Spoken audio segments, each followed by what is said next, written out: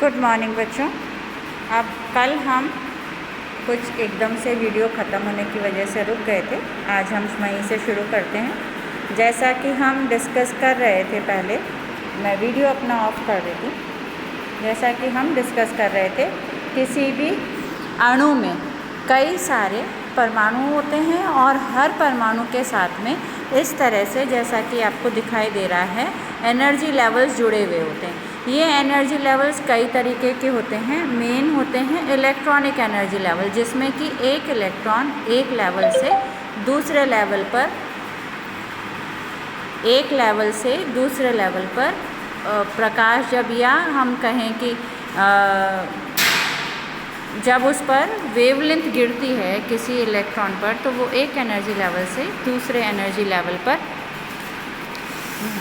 आपको यहाँ है, एक एनर्जी लेवल से दूसरे एनर्जी लेवल में रेडिएशन को एब्जॉर्व करके और ट्रांजिट करता है और फिर वापस लौट कर आता है, तो कुछ मात्रा में एनर्जी एमिट करता है। तो हम इसके द्वारा अवशोषित ऊर्जा या इसके द्वारा उत्सर्जित वेवलेंथ या ऊर्जा कहें, उसकी हम स्टडी करते हैं और पता लगाते हैं कि इस मॉलिक्यूल में कौन सा एटम प्रेजेंट है। अब कुछ परिस्थितियां ऐसी होती है, सपोज़ ये जो एनर्जी इस पर गिर रही है, ये इतनी नहीं है कि इस इलेक्ट्रॉन को एक्साइट करके यहाँ इस लेवल तक पहुँचा सके, तो ये इलेक्ट्रॉन फ्लिप करता है और बीच में से ही वापस लौट के आ जाता है, लेकिन हमें तब भी स्पेक्ट्रा प्राप्त होता है। तो ये एनर्जी लेवल्स जो आपको यहाँ पर दिखाई दे रहे हैं, ये बीच वाले एनर्जी लेवल्स, इलेक्ट्रॉन यहाँ से और यहाँ फ्लिप कर सकता है, यहाँ से यहाँ तक फ्लिप कर सकता है, लेकिन मेन एनर्जी लेवल में, इलेक्ट्रॉनिक एनर्जी लेवल में ट्रांजिट नहीं करता। ऐसी स्थिति में हमें उसका कंपन की वजह से इस तरह के ट्रांजिशन हो सकते हैं, यानी जो टोटल ऊर्जा इलेक्ट्रॉन को मिली है वो इतनी सफिशेंट नहीं है कि उसको यहाँ से यहाँ तक पहुँचा सके, लेकिन यहाँ से यहाँ पहुँचा सकती है। और इसमें जो इलेक्ट्रॉन है वो, या मॉलिक्यूल है, उसके एटम्स हैं, वो सिर्फ वाइब्रेट करते हैं, इसलिए हम इसे कंपन ऊर्जा स्तर कहते हैं। यानी कंपन के द्वारा ही यहाँ से यहाँ तक, कम ऊर्जा से ही यहाँ से यहाँ तक, यहाँ से यहाँ तक किसी भी स्तर में एक इलेक्ट्रॉन का ट्रांजिट हो सकता है। एक एटम है, सपोज़ कार्बन है, उसके साथ में उसके कई सारे इलेक्ट्रॉन्स उसके पास में हैं जो उसके एनर्जी लेवल्स में रोटेट कर रहे हैं। ये इलेक्ट्रॉन्स इस कार्बन से अगले कार्बन में या अपने ही ऊर्जा स्तर में ट्रांजिट हो सकते हैं, तो इसे हम कहते हैं कंपन ऊर्जा स्तर। पहला हमारा ऊर्जा स्तर था इलेक्ट्रॉनिक ऊर्जा स्तर, दूसरा हमारा स्तर है कंपन ऊर्जा स्तर, जिसको कि उससे कंपैरेटिवली कम एनर्जी की ज़रूरत पड़ती है। इसके बाद में तीसरा ऊर्जा स्तर है, अगर एनर्जी इतनी नहीं है कि एक इलेक्ट्रॉन यहाँ से यहाँ ट्रांजिट हो, सपोज़ वो यहाँ से यहीं तक जाके रह जा रहा है या यहाँ से यहीं तक रह जा रहा है, तो इसके बीच में भी और कई सारे ऊर्जा तल होते हैं जिनमें कि इलेक्ट्रॉन सिर्फ घूर्णन की वजह से ही ट्रांजिट हो पाता है, बहुत कम ऊर्जा के साथ में, लेकिन हमें स्पेक्ट्रा तब भी प्राप्त होता है।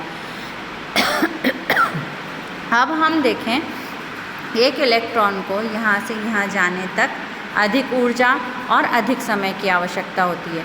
तो ये वाली ऊर्जा जो है, ये यूवी विजिबल स्पेक्ट्रल रेंज में आती है। यानी इस इलेक्ट्रॉन पर अगर हमने यूवी और दृश्य प्रकाश डाला है, तो वो अधिक ऊर्जा का प्रकाश है और वो इसको अवशोषित करके इलेक्ट्रॉनिक लेवल में यहाँ से यहाँ ट्रांजिट हो सकता है। इसकी जगह इससे कम ऊर्जा का कौन सा हमारा स्पेक्ट्रा है, यूवी से नीचे आता है आईआर, इंफ्रारेड स्पेक्ट्रा। अगर हमने इस इलेक्ट्रॉन पर आईआर रेडिएशन डाला है, यानी वेवलेंथ ज़्यादा है इसकी लैम्डा ज़्यादा है, या ये कहें इसकी आवृत्ति और ऊर्जा कम है, तो अगर हम यूवी से कम है, तो अगर हमने यूवी से कम वाली ऊर्जा को इस इलेक्ट्रॉन को दिया है, तो ये इलेक्ट्रॉन बजाय इलेक्ट्रॉनिक लेवल के यहाँ तक जाने के कहीं बीच के ही लेवल में रुक जाता है और वापस लौट के आ जाता है। ये पॉसिबल हो जाता है आईआर से। अब जो हमें यूवी विजिबल में हम ग्राफ बनाते हैं, तो हमें जो पीक है वो इस तरह से प्राप्त होती है, ब्रॉड। लेकिन IR में क्योंकि ऊर्जा कम है, इलेक्ट्रॉन सिर्फ यहाँ जा कर के फ्लिप कर रहा है, ऊपर जा रहा है नीचे आ रहा है, तो हमें जो IR की पीक्स होती हैं वो इस तरह से बारीक पीक्स मिलती हैं। इसका डिफरेंस आपको क्लियर होगा। यहाँ एनर्जी ज़्यादा है, इलेक्ट्रॉन हायर लेवल में जा रहा है, इसलिए ये पीक इतनी ब्रॉड, काफ़ी चौड़ी हमें पीक ग्राफ में मिलती है। ग्राफ अभी मैं आपको इंस्ट्रूमेंटेशन समझाऊंगी, उसमें क्लियर हो जाएगा कि ये ग्राफ कहाँ से आ रहा है। अब इसके बाद में अगर हमने इसमें IR रेडिएशन डाला और इस तरह की फ्लिपिंग है, तो जो पीक है वो इस तरह की बारीक पीक्स मिलती है। इससे भी नीचे अगर हम इसमें सिर्फ मैग्नेटिक स्पिन रेजोनेंस NMR डालते हैं, न्यूक्लियर मैग्नेटिक स्पिन, यानी हल्का माइन्यूट मैग्नेट इस पे अप्लाई करें, तो ये इलेक्ट्रॉन यहाँ तक भी नहीं जा पाता, इससे पहले ही यहाँ स्तर में जाके लौट आता है। तो हमें बिल्कुल स्ट्रेट लाइन की बस सिर्फ एक इस तरह से पीक्स प्राप्त होती हैं। NMR की पीक्स इस तरह से होती हैं। आपको समझ में आ गया ये कि ये एनर्जी लेवल्स क्या हैं। इसके बाद में हम आगे चलते हैं। ये जो फॉर्मूला है ये आप सब जानते हैं, E = h/nu, डेल्टा = hc/λ। यहाँ पर E एनर्जी है, एनर्जी का अंतर है दो ऊर्जा स्तरों में, इस एक और इसमें ऊर्जा का जो अंतर है ये कहलाता है delta E। H Planck's constant है, C wavelength of speed of light है और लैम्डा वेवलेंथ है। चलिए अब हम कितनी तरह की स्पेक्ट्रोस्कोपी स्टडी करेंगे ये आपको नेक्स्ट स्लाइड में दिखाई दे रहा है। UV स्पेक्ट्रम, अल्ट्रावायलेट, इसको हम मिला करके बोलते हैं UV विजिबल स्पेक्ट्रम बोलते हैं, इसको हम UV विजिबल स्पेक्ट्रम। इसमें हम UV और विजिबल वेवलेंथ के द्वारा इलेक्ट्रॉनिक संक्रमण जो इलेक्ट्रॉनिक स्तर में होता है उसकी स्टडी करते हैं, इसलिए इसे हम इलेक्ट्रॉनिक स्पेक्ट्रोस्कोपी भी कहते हैं। स्पेक्ट्रोस्कोपी मतलब स्पेक्ट्रा के द्वारा किसी मॉलिक्यूल की स्टडी करना, स्कोपी करना, उसका पिक्चर बनाना स्पेक्ट्रोस्कोपी कहलाता है। तो इसे हम इलेक्ट्रॉनिक स्पेक्ट्रोस्कोपी के भी नाम से जानते हैं। और UV और विजिबल रेंज की वेवलेंथ लैम्डा 200 से 800 नैनोमीटर में UV और विजिबल दोनों रेंज आ जाती हैं, उसको हम किसी मॉलिक्यूल पर डालते हैं और फिर हम उसकी स्टडी करते हैं। इसके आगे नेक्स्ट हम देखते हैं IR स्पेक्ट्रा। IR स्पेक्ट्रा में हम और अधिक वेवलेंथ वाली रेडिएशंस इस पे डालते हैं पदार्थ पर, और उसके द्वारा हम उस पदार्थ के अवशोषण की या उसके द्वारा हुए कंपन की स्टडी करते हैं, इसे हम कंपन स्पेक्ट्रोस्कोपी भी कहते हैं। और इसके बाद तीसरी स्टडी हम करेंगे NMR, जो कि रेडियो आवृत्ति यानी और भी ज़्यादा, यानी इसकी लैम्डा कम थी, इसकी लैम्डा उससे ज़्यादा है और इसकी लैम्डा उससे भी ज़्यादा है। लैम्डा से आप समझते हैं तात्पर्य किसी भी तरंग के एक क्रस्ट और एक टर्फ, एक गर्त और एक श्रृंग के मध्य की दूरी को उसकी तरंग दैर्ध्य कहते हैं, जिसे कि हम लैम्डा से दिखाते हैं। तो यहाँ पर लैम्डा कम है, यहाँ ज़्यादा है, यहाँ उससे भी ज़्यादा है। इसमें हम NMR में हम प्रोटॉन, कई तरह की NMR होती है जो आगे जब आप कोर्स में पढ़ेंगे तो आपको क्लियर हो जाएगा कि और लैम्डा से क्या यहाँ पर तात्पर्य हमारा है। NMR में हम जब, अब ये तीनों स्पेक्ट्रोस्कोपी आपको इंडिविजुअली अलग अलग पूरी पढ़नी है। चलिए हम शुरू करते हैं पराबैंगनी या दृश्य स्पेक्ट्रोस्कोपी से। विजिबल UV विजिबल स्पेक्ट्रोस्कोपी इसको कहते हैं हम। इसमें हम 100 से 400 नैनोमीटर तक जो है वो तरंग दैर्ध्य पराबैंगनी क्षेत्र होता है। आपने स्पेक्ट्रम हमने शुरू में पढ़ा था, मैं एक बार वापस आपको दिखा देती हूँ। स्पेक्ट्रम से तात्पर्य हमारा स्पेक्ट्रम है जिसे हमने उसकी तरंग दैर्ध्य के आधार पर, स्पेक्ट्रम क्या है, तरंगे हैं, इन तरंगों के आधार पर हम उसको बढ़ते या घटते हुए तरंग दैर्ध्य के आधार पर जब जमा देते हैं तो इसे हम स्पेक्ट्रम कहते हैं। इस स्पेक्ट्रम में एक हिस्सा यहाँ पर दृश्य प्रकाश का है, तो इस दृश्य प्रकाश में यहाँ पराबैंगनी और दृश्य प्रकाश की वेवलेंथ जो है, जो तरंग दैर्ध्य होती है वो इतनी होती है। तरंग दैर्ध्य क्या होती है, एक श्रृंग और एक गर्त के मध्य की दूरी को अगर नापा जाए तो वो 100 से 400 नैनोमीटर तरंगदैर्घ्य किसकी होती है? पराबैंगनी प्रकाश की। ये वैल्यू अगर 100 से 400 नैनोमीटर तक की है तो ये वाला प्रकाश कौन सा होएगा? जो पदार्थ पे गिरेगा वो यूवी प्रकाश होगा। अगर ये डिस्टेंस 400 से 800 नैनोमीटर है तो ये प्रकाश हो जाएगा विजिबल। राइटिंग में थोड़ी सी प्रॉब्लम इसलिए आती है क्योंकि हम यहाँ पर ये जो पॉइंटर है उसको उंगली से लिख रहे हैं, पेन नहीं है ये, तो थोड़ा सा आपको हो सकता है जो मैं लिख रही हूँ उसमें थोड़ा कन्फ्यूज़न सा रहे। अगर कोई प्रॉब्लम हो तो आप व्हाट्सएप पे पूछ सकते हैं मुझसे। यहाँ पर पराबैंगनी प्रकाश जो है वो ये दिखाई दे रहा है आपको, निर्वात पराबैंगनी प्रकाश, निकट पराबैंगनी प्रकाश, फिर उसके बाद जो विबग्योर है violet, indigo, blue, grey, green, yellow, orange और रेड, ये वाला जो प्रकाश है ये 400 से 800 तक नैनोमीटर तक होता है। उसके बाद में इंफ्रारेड रेडिएशन स्टार्ट हो जाते हैं। तो पराबैंगनी यूवी विजिबल स्पेक्ट्रोस्कोपी हम इसको हमेशा एड्रेस करेंगे, यूवी विजिबल स्पेक्ट्रोस्कोपी। इस स्पेक्ट्रोस्कोपी के लिए 2 रूल्स इम्पॉर्टेंट हैं जिन्हें हमें जानना चाहिए। बियर लैम्बर्ट लॉ, 2 अलग अलग साइंटिस्ट हैं जिन्होंने 2 नियम दिए थे, प्रकाश के अवशोषण के रेफरेंस में दिए थे उन्होंने, कि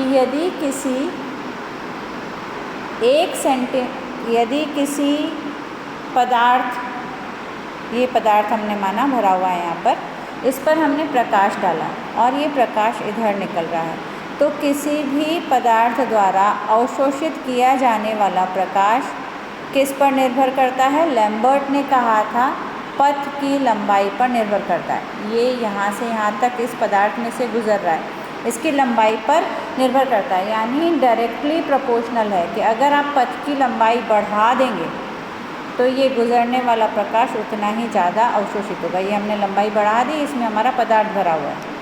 हमने एक बीकर लिया है, वो इस तरह का है, एक हमने बीकर लिया है वो इस तरह का है। तो ये पथ जो है जहाँ पर पदार्थ उपस्थित है, इसमें पदार्थ भरा हुआ है, इसमें भी पदार्थ भरा हुआ है। तो ये जो पदार्थ भरा हुआ है इसमें जो लाइट हमने यहाँ से डाली और वो लाइट इधर निकल रही है, तो ये जो जितनी लाइट अवशोषित करेगा लैम्बर्ट के अनुसार ये निर्भर करता है कि इस पथ की लंबाई कितनी है। जितनी ज़्यादा पथ की लंबाई होगी उतना अवशोषण ज़्यादा होगा। यहाँ प्रकाश डला है, इधर निकला प्रकाश अब कम होगा क्योंकि इसने ज़्यादा प्रकाश अवशोषित कर लिया है, क्योंकि इसके पथ की लंबाई अधिक है। ये कहलाता है लैम्बर्ट लॉ। इसी में फिर एक एडिशन किया बियर ने कि आपतित प्रकाश की इंटेंसिटी पथ की लंबाई पर और आने वाले प्रकाश की सांद्रता, पदार्थ की सांद्रता पर भी ये चीज़ निर्भर करती है, कंसंट्रेशन पर, कि पदार्थ कितना भरा हुआ है। ये C और L दोनों आपको दिखाई दे रहे हैं।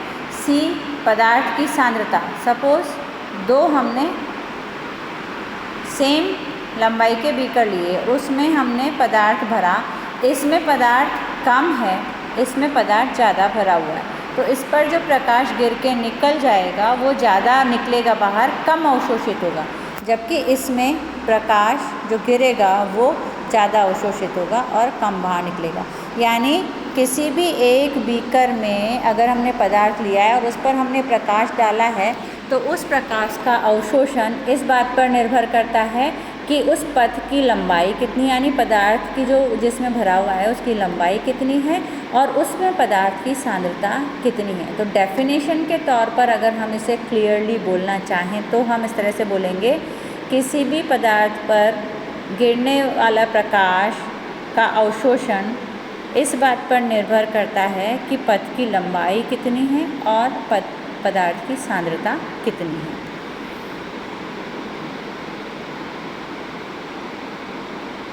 लेकिन बियर लैम्बर्ट लॉ की कुछ सीमाएं हैं जो आप यहाँ देख सक रहे हैं कि जो स्थिरांक है एक पर्टिकुलर कंसंट्रेशन के बाद में, यहाँ ये जैसे चल रहा है स्ट्रेट, फिर उसके बाद में ये इस तरह से प्लेटो में कन्वर्ट हो जाता है। एक लिमिट के बाद में हमें इस तरह का ग्राफ नहीं मिलता है। चलिए इसके आगे हम चलते हैं। कॉम्प्लीमेंट्री कलर किसे कहते हैं?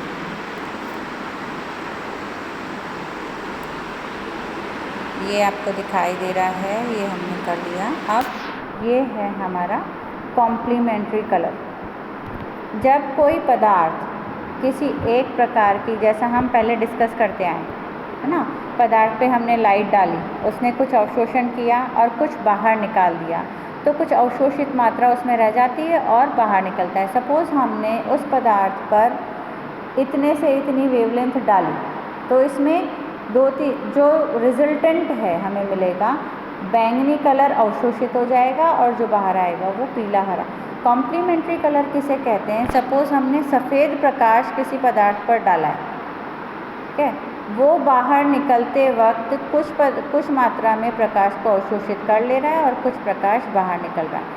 तो ये जो प्रकाश बाहर निकल रहा है, इसका मिला जुला एक रंग हमको दिखाई देता है, वो कॉम्प्लीमेंट्री कलर कहलाता है। कॉम्प्लीमेंट्री मतलब जो हमने सफ़ेद प्रकाश पदार्थ पर डाला और वो प्रकाश उस पदार्थ ने अवशोषित किया, पूरा अवशोषित नहीं करता है, उसका कुछ हिस्सा वो अवशोषित कर लेता है, बाकी बची हुई जितनी भी तरंग दैर्ध्य हैं वो मिक्स होकर के हमें एक रंग में दिखाई देती है, जिसे हम कॉम्प्लीमेंट्री कलर बोलते हैं। तो अगर पदार्थ पे ये वेवलेंथ डाली है, ये सब यहाँ पर आपको दिया हुआ है, आप इसको रीड कर लीजिएगा कि यहाँ पर अगर हमने वेवलेंथ 480 से 490 डाली है तो उसने हरा रंग अवशोषित किया है और कॉम्प्लीमेंट्री कलर दिखाई देगा हमें उसका नारंगी। कोई भी पदार्थ नारंगी दिख रहा है, इसका मतलब उसने नारंगी रंग अवशोषित नहीं किया है, इसलिए वो नारंगी दिख रहा है। उसने नारंगी के अलावा जो दूसरा रंग है उसको अवशोषित कर लिया, जो कि हमें दिखाई नहीं दे रहा है। इलेक्ट्रॉनिक अवशोषण बैंड्स की उत्पत्ति। अब कोई भी एक मॉलिक्यूल है,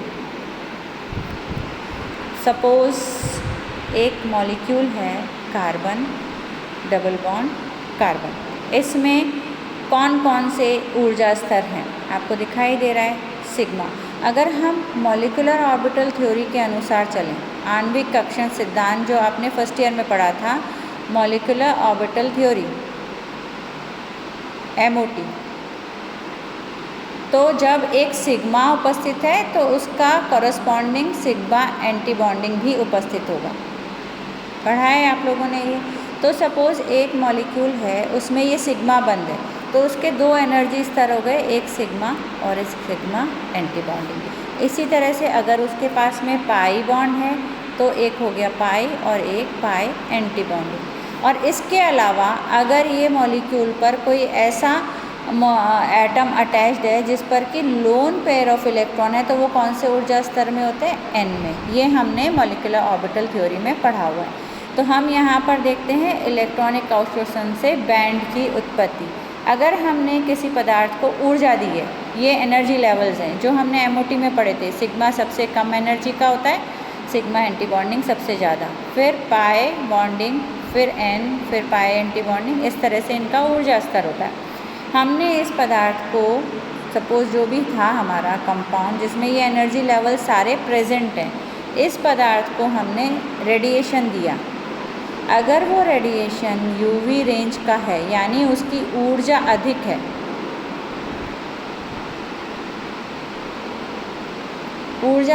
है, तो वो इलेक्ट्रॉन यहाँ से यहाँ तक ट्रांजिशन कर पाता है, जिसे हम कहते हैं सिग्मा सिग्मा स्टार ट्रांजिशन। लेकिन अगर ऊर्जा कम है, कम ऊर्जा देने का मतलब हमने ज़्यादा तरंग दैर्ध्य की तरफ चले गए, यानी हमने दृश्य प्रकाश इस पर डाला है। तो दृश्य प्रकाश डाला है, एनर्जी कम है, तो वो ट्रांजिशन पाई से पाई स्टार हो सकता है, या उसके पास में नॉन बॉन्डिंग इलेक्ट्रॉन्स हैं, जैसे ऑक्सीजन पे मैंने दिखाया था, तो वो n से सिग्मा स्टार ट्रांजिशन हो सकता है। लेकिन ऊर्जा और भी कम है, यानी बिल्कुल 800 नैनोमीटर तक हम चले गए हैं, लास्ट में बहुत कम ऊर्जा वाले पे हम चले गए, तो n से पाई स्टार ट्रांजिशन, प्रोवाइडेड उसके पास में n इलेक्ट्रॉन्स हैं। n मतलब लोन पेयर ऑफ इलेक्ट्रॉन है।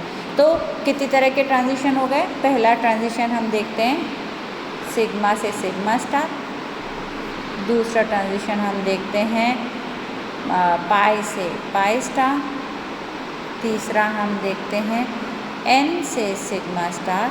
और चौथा हम देखते हैं एन से पाई स्टार। ये 4 तरह के इलेक्ट्रॉनिक ट्रांजिशन हैं जो यूवी विजिबल स्पेक्ट्रोस्कोपी में पदार्थ पर हम जब रेडिएशन डालते हैं तो ये इलेक्ट्रॉन्स एक्साइट होकर के और हमें इसका इन्फॉर्मेशन देते हैं कि हमारे पास में एक सिग्मा एनर्जी लेवल उपस्थित है, एक पाई एनर्जी लेवल उपस्थित है।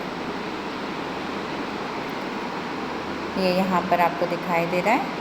विभिन्न तरह के ट्रांजिशंस हैं ये, सिग्मा से सिग्मा स्टार, एन से सिग्मा स्टार, पाई से पाई स्टार, एन से पाई स्टार, एन से सिग्मा स्टार, ये ट्रांजिशंस पाए जाते हैं। सिग्मा से सिग्मा स्टार मैं आपको समझा चुकी हूँ। इसमें हमें वेवलेंथ कम चाहिए यानी ऊर्जा अधिक चाहिए, क्योंकि एक सिग्मा से सिग्मा स्टार के बीच में ऊर्जा का अंतर अधिक होता है। फिर इसके बाद में एन सिग्मा स्टार यानी किसी भी अणु में अगर एन उपस्थित है तो सिग्मा से सिग्मा स्टार एग्जाम्पल हमने लिया मीथेन, इसमें सारे बंध सिग्मा हैं और इसके कॉरस्पॉन्डिंग सिग्मा स्टार अवेलेबल होते हैं। तो इसमें जो है 125 नैनोमीटर की वेवलेंथ को ये अवशोषित करता है, यानी 200 से भी नीचे। पराबैंगनी में भी बिल्कुल कम वेवलेंथ वाला यानी छोटी तरंग दैर्ध्य वाला प्रकाश अवशोषित करता है। तो इसमें सिग्मा से सिग्मा में स्टार में इलेक्ट्रॉन ट्रांजिट हो पाता है। इतनी ऊर्जा चाहिए